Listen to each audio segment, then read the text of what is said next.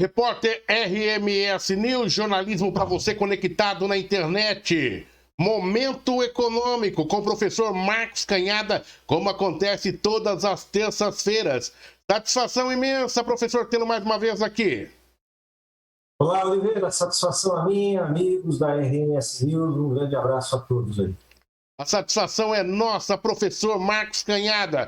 Vamos começar já, professor, analisando as informações na área econômica? Podemos começar? Vamos lá, Oliveira. Vamos fazer aquele ping-pong aí. Então vamos lá. Sorocaba apresentou desempenho positivo na criação de empregos com carteira assinada em maio. Os dados são do Cadastro Geral de Empregados e Desempregados CAGED do Ministério da Economia. Foram registradas 8.540 admissões contra 7.018 de desligamento, tendo saldo positivo de 1.522 postos de trabalho no mês. Nos primeiros 5 meses deste ano, Sorocaba registrou 43.702 novos empregos, ante 36.667 demissões, apresentando um saldo positivo de 7.035 na criação de trabalhos. Se comparado com o mesmo período de 2020, Sorocaba teve um crescimento de aproximadamente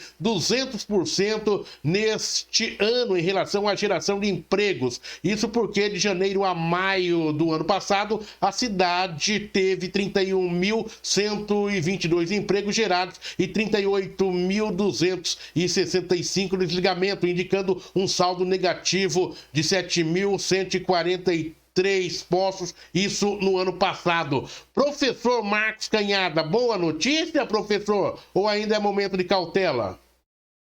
Oliveira, boa notícia, né? Crescimento no número de empregos. Agora, a gente tem que tomar cuidado com os dados, né? Quando a gente fala em crescimento de 200% este ano em relação ao período do ano passado, nós temos que lembrar que no ano passado nós estávamos numa situação extremamente drástica em relação ao desemprego, né? A economia sendo fechada, as pessoas sendo demitidas. Então, agora a gente começa a recuperar, a economia vem tomando um novo rumo, ainda em contrapartida com a pandemia existente. Nós ainda estamos no meio de uma pandemia, mas nós estamos começando com o ritmo de vacinação, a ter mais confiança, e as coisas estão começando a ocorrer com maior intensidade em relação ao emprego. Mas nós temos um estoque muito grande de pessoas, né? Na verdade, quando a gente fala cresceu, está começando a crescer, comparado com períodos que estavam muito ruins, a impressão de que é algo extremamente positivo. Mas nós temos um estoque muito grande de desempregados no Brasil e vamos conviver com esse estoque de desempregados por algum tempo, à medida que a gente possa retomar a economia. Então, importante aí, Oliveira e ouvintes, alertar as pessoas que nós vamos ter que navegar ainda em escassez de emprego por algum tempo. E aí é importante a competitividade, né? É importante que as pessoas olhem para a qualificação, olhem para melhorar a sua postura, porque nós vamos ter que ser muito competitivos.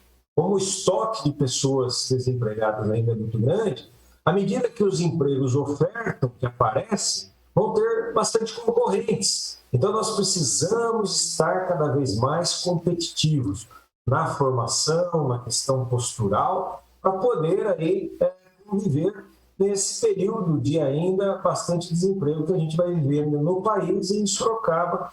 Sorocaba faz parte desse contexto do país. Eu acho que o professor busca justamente no cerne da questão, que me preocupa muito.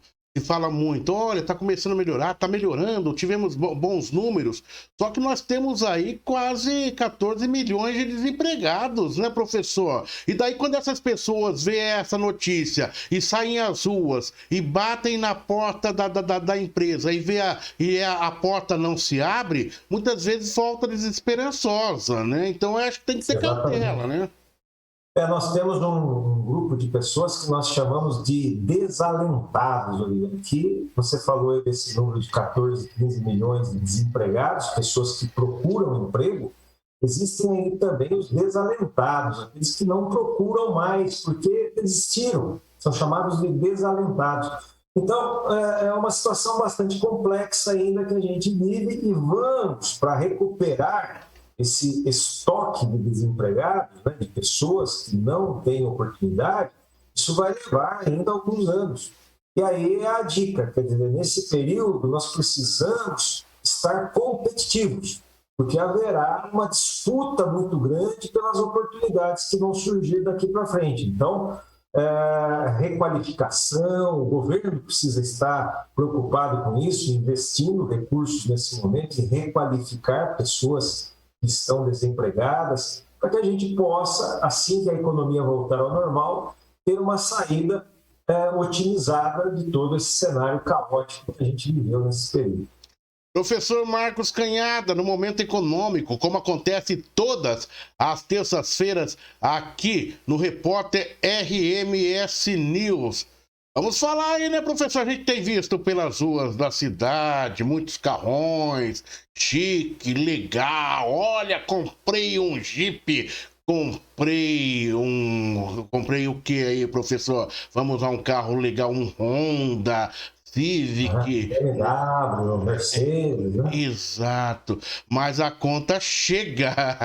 E a conta proporcional ao tamanho, né? Proporcional ao tamanho do carro. Você anda 12 meses e depois a conta chega.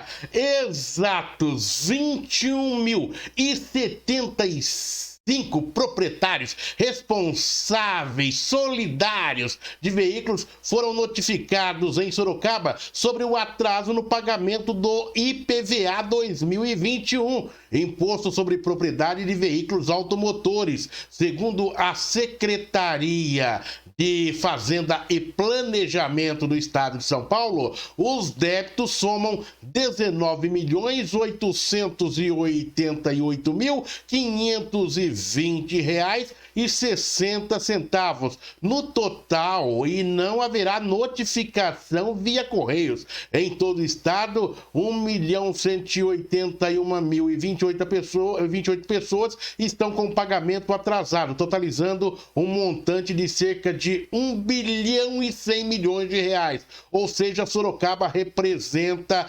1,78% do número estadual. Professor Marcos Canhada, quem não fez economia como eu, ia fazer uma pergunta tão idiota e depois eu falei, tá, a resposta está na própria matéria. Professor, olha a pergunta que eu iria fazer, professor. Professor, os débitos somam R$19.888.520,60. Quantos veículos representam? Mas a matéria já em cima já diz, 21.075 proprietários, professor, na cidade de Sorocaba, em atraso. E aí, professor? Pois é, Oliveira, inadimplência, falamos sobre isso na semana passada, na retrasada, inadimplência, né? Como você disse, né? A busca por bens, por desejos, ela é muito importante, todos nós devemos buscar, né? Mas a gente tem que entender que custos que envolvem os veículos, né? Então, o veículo ele tem custos de manutenção, né? Tem custos de combustível e tem aí o custo do imposto sobre propriedade veicular, né? Que é uma das grandes arrecadações aí do Estado de São Paulo e dos municípios, porque uma parte desse tributo acaba vindo para o município. O que a gente vê aí é um crescimento, né, no número de inadimplentes, acompanhando a crise que a gente vive. Obviamente, as pessoas acabam se deparando com diminuição de renda e priorizar, preciso comer, preciso pagar água, se não corta a água, vou deixar de pagar o IPVA. Porém, né, a notícia dá conta de que estão sendo notificados e não vai receber em casa essa notificação. Então, isso é importante. Antigamente você recebia uma notificação, sabia que estava inadimplente. Isso está sendo publicado, né, no Diário do Estado de São Paulo. Então, as pessoas precisam ficar atentas, porque em publicando você foi notificado. E se você não sabe disso, de repente você vai ser inserido aí num cadastro de devedores. E entrando com um cadastro de devedores, a vida se complica, menos crédito, né? Quando você precisa buscar um crédito, a gente vai ter problemas com essa questão. Então, muito importante aí que as pessoas fiquem atentas aí a essa questão, né? Se organizem, como eu tenho dito sempre. Infelizmente é isso, renda, despesa. Renda, despesa. Com a minha renda caiu, a despesa tem que cair proporcionalmente. Então, se antes eu podia ter o carro X, agora eu tenho que ter o carro X menos alguma coisa. É dolorido isso, né? Obviamente que ninguém quer retrair, mas você tem que acertar dentro da renda disponível para poder continuar a conviver e depois, à medida que se retomar as coisas, voltar para uma situação de normalidade. Ufa, professor, tô fora desses 21.075, pelo menos nesse ano aí, viu, professor? Sabe que no final do ano ali tinha uma graninha ali dentro do caixa, alguém falou, você quer dividir? Eu falei, dividir nada. Pague de uma vez, deixa eu tirar esse monstro da minha frente, né? E assim fiz, viu, professor? Nem dividir eu quis, viu, professor? Eu também fiz isso, Oliveira. A gente tem que administrar os recursos. Muitas vezes dinheiro na mão é vendaval, né? Às vezes você deixa o dinheiro, está sobrando, aí chega no começo do ano, vem as despesas aí tradicionais do começo de ano, e você acaba se perdendo. Então, sempre que possível antecipar, pagar à vista, você vai ter desconto. Sempre que possível, essa é sempre uma sugestão que nós economistas damos aí às pessoas, né? E organizar a sua despesa baseada na sua renda. Então, isso é sempre uma métrica importante. Renda, despesa tem que ser proporcional à renda. E o carro, o veículo, de uma forma geral, é um bem que as pessoas precisam, né? E é um instrumento de trabalho, né? É um instrumento que a sociedade se utiliza muito, mas eu tenho que ter sempre proporcional à minha renda. Então a gente vê isso, às vezes as pessoas comprando veículos, esquecendo que vai ter que ter despesas proporcionais na manutenção, no IPVA, e lá na frente a conta sempre chega. Professor, um abraço e até a próxima semana, professor.